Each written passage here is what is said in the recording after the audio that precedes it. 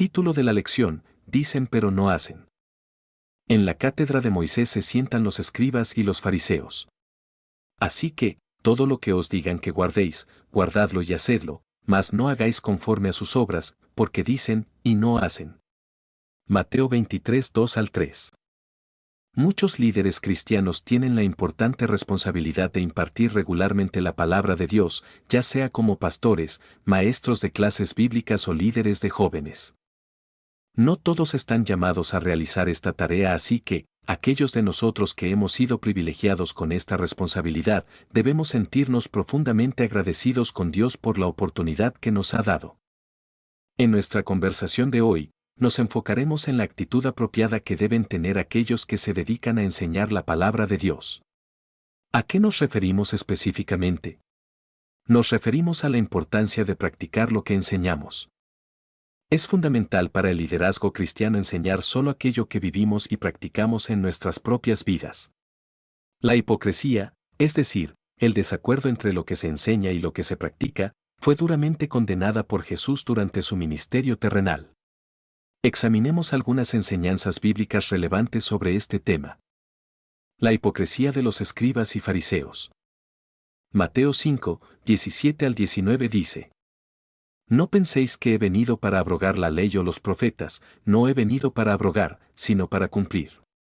Porque de cierto os digo que hasta que pasen el cielo y la tierra, ni una jota ni una tilde pasará de la ley, hasta que todo se haya cumplido.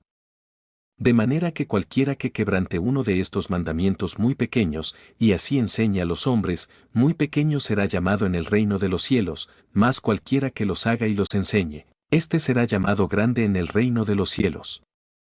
Porque os digo que si vuestra justicia no fuere mayor que la de los escribas y fariseos, no entraréis en el reino de los cielos.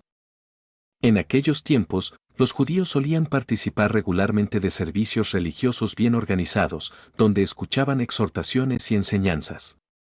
Los encargados de enseñar eran los escribas, que mayormente pertenecían al grupo de los fariseos y eran considerados como las personas más instruidas del pueblo, capaces de guiar a la comunidad. De manera similar, en la iglesia contemporánea, los líderes son vistos como fuentes confiables de enseñanza bíblica y guía espiritual. Se supone que cuentan con una educación formal en teología o estudios bíblicos, y por eso son responsables de dirigir los servicios y estudios semanales. Ahora bien, la Biblia habla mucho de los escribas y fariseos. Por ejemplo, nos dice que ellos ayunaban frecuentemente, observaban con mucho cuidado el diezmo, y su apariencia de piedad era impresionante. Además, dedicaban mucho tiempo a la lectura y memorización de las Sagradas Escrituras, para luego exponerlas al pueblo. Muchos historiadores afirman que los rabinos de aquel entonces enseñaban cosas muy parecidas a las que Jesús enseñó. Eso no es de extrañarse porque usaban las Escrituras inspiradas por Dios. Pero cuando la gente escuchó las enseñanzas de Jesús, inmediatamente hicieron una comparación y notaron la diferencia. Mateo 7, 28-29 dice: Y cuando terminó Jesús estas palabras, la gente se admiraba de su doctrina, porque les enseñaba como quien tiene autoridad, y no como los escribas. Obviamente, los escribas presentaban la palabra de Dios de manera intelectual, a menudo de forma fría y sin vida. Por el contrario, Jesús enseñaba demostrando el poder del Espíritu Santo tanto en sus dichos como en sus acciones. Sus palabras realmente eran vida y por eso tenían un impacto profundo en aquellos que lo escuchaban. Su enseñanza era más que simples palabras, estaba empapada de autoridad divina y poder transformador. Una de las razones para esto era que Jesús ponía en práctica sus sermones antes de predicarlos. Su autoridad venía de su vida misma. Él era el ejemplo viviente de la obediencia y el amor a Dios. Nadie podía acusarle de pecado y por eso preguntó: ¿Quién de vosotros me redarguye de pecado? Juan 8:46. Un buen maestro debe aplicar la enseñanza a sí mismo antes de enseñarla a otros. Esto es crucial porque, como señaló Jesús, si vuestra justicia no fuere mayor que la de los escribas y fariseos, no entraréis en el reino de los cielos. Los líderes de aquella época en su mayoría no eran genuinos, pero Jesucristo espera que nosotros lo seamos, y que nuestra rectitud no sea una simple apariencia. Ignorar este principio nos expone a un grave peligro. En esencia, Jesús nos está diciendo que si nuestra justicia no va más allá de la justicia hipócrita exhibida por los escribas y fariseos, no seremos parte del reino de Dios. ¿Por qué Jesús hace una advertencia tan severa? ¿Por qué es tan importante que los líderes y maestros cristianos pongan en práctica los principios que enseñan antes de transmitirlos? Si no lo hacemos, podemos causar daño en muchas maneras. Primero, podemos dañar la reputación de Dios. Romanos 2:21 al 24 dice: ¿Tú pues que enseñas a otro, no te enseñas a ti mismo? ¿Tú que predicas que no se ha de hurtar, hurtas? ¿Tú que dices que no se ha de adulterar, adulteras? ¿Tú que abominas de los ídolos, cometes sacrilegio? ¿Tú que te jactas de la ley, con infracción de la ley deshonras a Dios? Porque como está escrito, el nombre de Dios es blasfemado entre los gentiles por causa de vosotros. La conducta del pueblo de Dios puede llevar a los incrédulos a blasfemar o adorar al Señor. Por ejemplo, la iglesia del Nuevo Testamento en Jerusalén tenía un gran testimonio delante de los inconversos, los cuales reconocían que la mano de Dios estaba con ellos. Hechos 5, 12 al 13 dice: Y por la mano de los apóstoles se hacían muchas señales y prodigios en el pueblo, y estaban todos unánimes en el pórtico de Salomón. De los demás, ninguno se atrevía a juntarse con ellos, mas el pueblo los alababa grandemente. La gente espera que los cristianos vivamos según lo que enseñamos. Si solo tenemos apariencias piadosas sin una transformación genuina del corazón, las personas se darán cuenta de ello, nos observarán y llegarán a la siguiente conclusión: ¿por qué respetar el camino de Dios si ni los cristianos mismos lo hacen? Por el contrario, Dios es honrado en una vida cristiana genuina. Se cuenta que Eric Liddell, un atleta que ganó la carrera de 400 metros en los Juegos Olímpicos celebrados en París, cuando supo que la carrera iba a ser un domingo, se rehusó a competir por sus convicciones cristianas, diciendo: me opongo a los deportes en domingo. Por supuesto, al hacer eso se eliminaba a sí mismo de la competencia. La prensa deportiva de Europa lo criticó y recibió escarnio y crítica por todas partes, aun de los periódicos de su propio país. Pero la actitud tan notable del atleta tuvo su efecto y la carrera se corrió días después, entre semana. Luego él comentó: recuerdo que cuando me disponía a correr en las pruebas finales, el instructor me dio una notita. La abrí y leí las palabras: yo honraré a los que me honran. Esta es la promesa de Dios en 1 Samuel 2, 30. Él me ayudó y yo gané. Al final, el público que antes había condenado a Eric cambió su opinión y terminó dándole un gran aplauso. Jesús dijo en Mateo 5, 16: Así alumbre vuestra luz delante de los hombres, para que vean vuestras buenas obras y glorifiquen a vuestro Padre que está en los cielos. Entonces es importante no solo tener luz interior, sino también que esa luz brille hacia afuera a través de buenas obras para que otros vean al Padre Celestial y le glorifiquen. Por supuesto, el propósito principal de nuestras acciones no es impresionar a los demás, sino agradar a Dios. Sin embargo, al vivir de acuerdo con los principios y valores del reino de Dios, naturalmente podremos impactar de manera positiva a quienes nos rodean, y atraerlos a la fe mostrando el amor y la bondad de Dios a través de nuestras vidas. En segundo lugar, una vida de hipocresía y la inconsistencia daña la eficacia de nuestro mensaje. Alguien dijo con exactitud: un mensajero bien preparado es más valioso que un sermón bien preparado. Recuerdo que hace algún tiempo un profesor de canto vino a ofrecernos sus servicios. Había estudiado en el conservatorio y quería compartir sus conocimientos por un precio módico. Muchos estábamos entusiasmados y nos inscribimos a sus cursos. Yo tenía mucho interés en oírle y pensaba: debe cantar muy bien. Pero en el transcurso de las clases, cuando le oí, quedé decepcionado. No era lo que esperaba. Ese profesor sabía mucho de la teoría y hasta ahora recuerdo alguna de sus enseñanzas que, no lo niego, tuvieron cierta utilidad. Pero con el tiempo perdí interés en sus clases y no mucho después pasó lo mismo con la mayoría de los hermanos. No sé por qué el resto no continuó, pero sé que para mí no era nada atrayente tener un profesor de canto que no cantaba bien.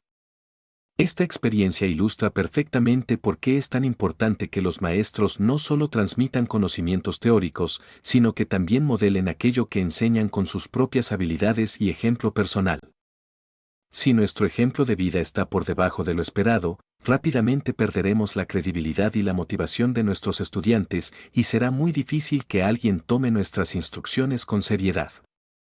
1 Corintios 13, 1 dice: Si yo hablase lenguas humanas y angélicas y no tengo amor, vengo a ser como metal que resuena o címbalo que retiñe. Cuando alguien predica lo que no vive ni practica, sus palabras carecen de autenticidad, suenan huecas, vacías y sin vida. Solo llegan al oído y quizás al entendimiento, pero no al corazón y por lo tanto no producen un cambio real y verdadero. Las enseñanzas cobran peso y autoridad cuando el maestro las ha experimentado personalmente. Además, el maestro que vive lo que predica demuestra que Dios realmente tiene poder transformador y que sus principios sí se pueden vivir. Eso inspira fe en todos los creyentes para que también se esfuercen en practicar la palabra de Dios. Hay una anécdota muy interesante al respecto.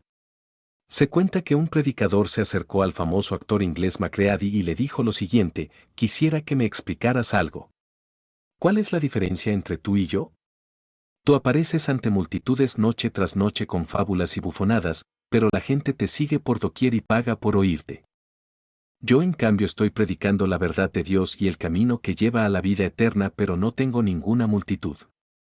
El actor respondió: es muy sencillo. Yo predico la mentira como si fuera la verdad, tú predicas la verdad como si fuera mentira. ¡Qué historia tan reveladora! Destaca la importancia de la autenticidad y la sinceridad en nuestra predicación. La respuesta del actor resalta cómo la forma en que se presenta un mensaje puede ser tan crucial como el contenido mismo.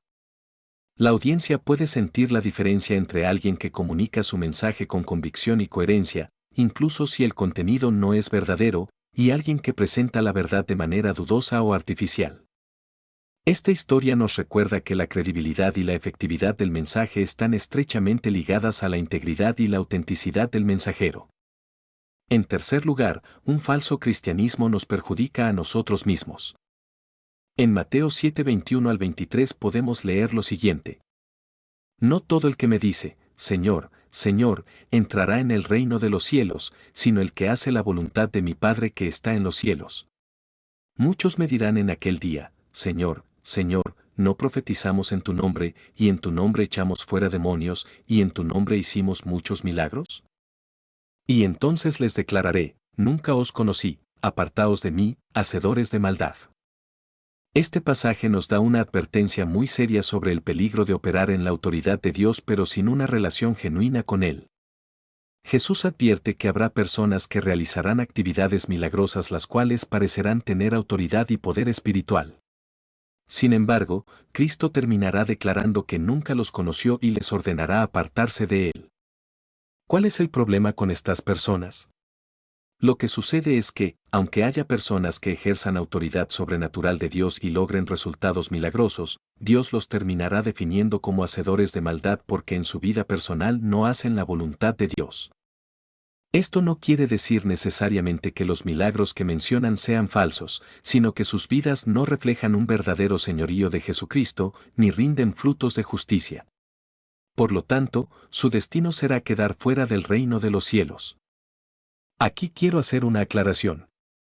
La autoridad espiritual de los líderes cristianos no depende directamente de su perfección personal. Para ilustrar esta verdad, tomemos el ejemplo de un policía. Este tiene autoridad legal para regular el tráfico debido a su cargo, sin importar su moralidad o su estado de humor. Así también los líderes en la iglesia tienen cierta autoridad en el reino espiritual debido a su llamado y posición. Dios, en su misericordia y gracia, muchas veces respalda y usa líderes imperfectos y falibles, como vemos a lo largo de toda la Biblia. Personas como Moisés, David y Pedro fueron usados en forma poderosa por Dios, a pesar de cometer grandes errores. Sin embargo, la autoridad de los líderes cristianos no es absoluta ni incondicional, sino que tiene sus límites y obligaciones.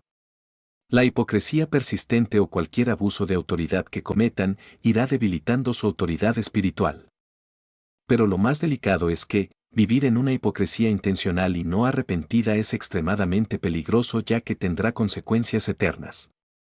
Los líderes en la iglesia son responsables ante Dios por el ejercicio de su autoridad y un día darán cuenta de su mayordomía. Por eso, la autoridad espiritual que viene de Dios debe administrarse con humildad, rendición de cuentas y transparencia.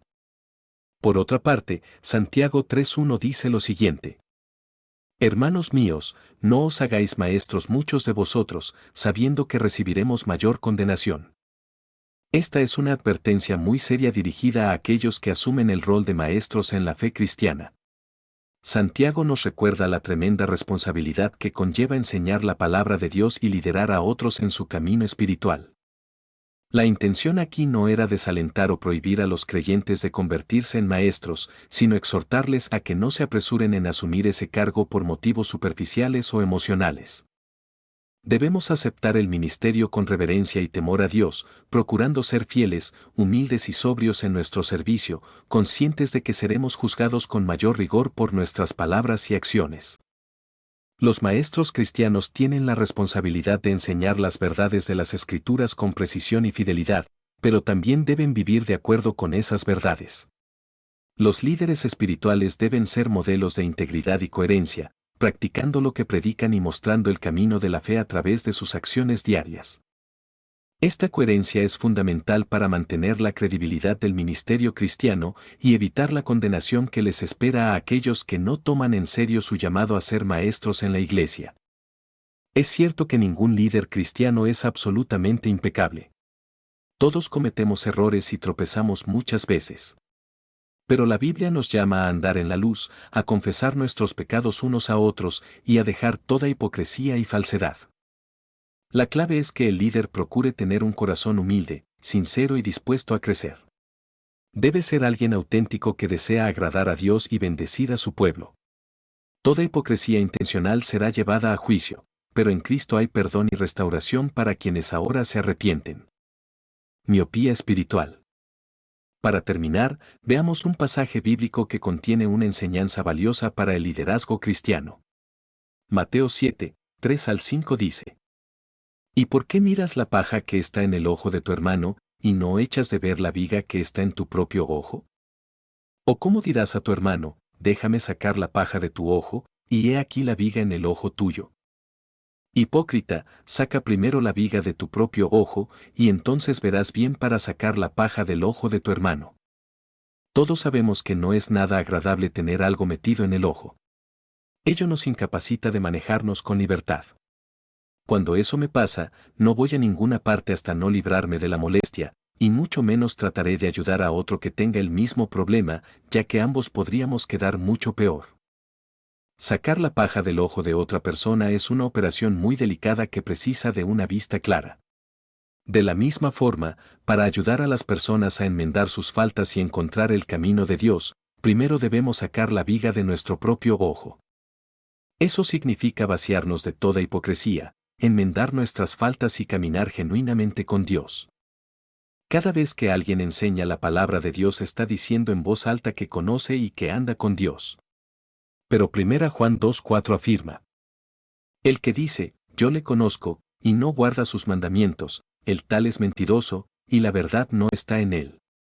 También Jesús dijo en Mateo 15:14: Dejadlos, son ciegos guías de ciegos, y si el ciego guiare al ciego, ambos caerán en el hoyo. La ceguera es una incapacidad muy triste. En reemplazo de su vista, el ciego necesita apoyarse en sus otros sentidos como el oído y el tacto para movilizarse. Algunos ciegos son guiados por una persona que puede ver o por un animal entrenado. Pero he visto casos donde un ciego es guiado por otro ciego. Tal vez el ciego que guía es más experimentado, alguien que por la práctica conoce mejor los caminos. Pero esa es una situación muy peligrosa, porque el momento que el guía ciego caiga, arrastrará consigo al otro y su error puede costar la vida de ambos. Definitivamente un ciego es una persona inadecuada para guiar a otros ciegos. De la misma manera un cristiano que no practica su fe no puede guiar a otros al camino de la vida cuando él mismo está en camino de muerte. Así que no tenemos que contentarnos con ser ciegos más expertos, más hábiles que el resto de los ciegos. Eso no basta para Dios. Tenemos que mirar claramente para guiar a otros. Y podremos hacerlo solo si ponemos en práctica la palabra de Dios para después compartirla con los demás. El verdadero líder no solo tiene una imagen externa de rectitud y respetabilidad, una apariencia y reputación de piedad, sino que cultiva una conciencia pura, libre de acusación y en armonía con los principios morales y espirituales que profesa con sus labios. Como el apóstol Pablo escribió. Y por esto procuro tener siempre una conciencia sin ofensa ante Dios y ante los hombres. Hechos 24:16. En conclusión, no basta con poseer un conocimiento intelectual o habilidades para dirigir. Nuestra vida debe reflejar la verdad y la integridad de lo que enseñamos.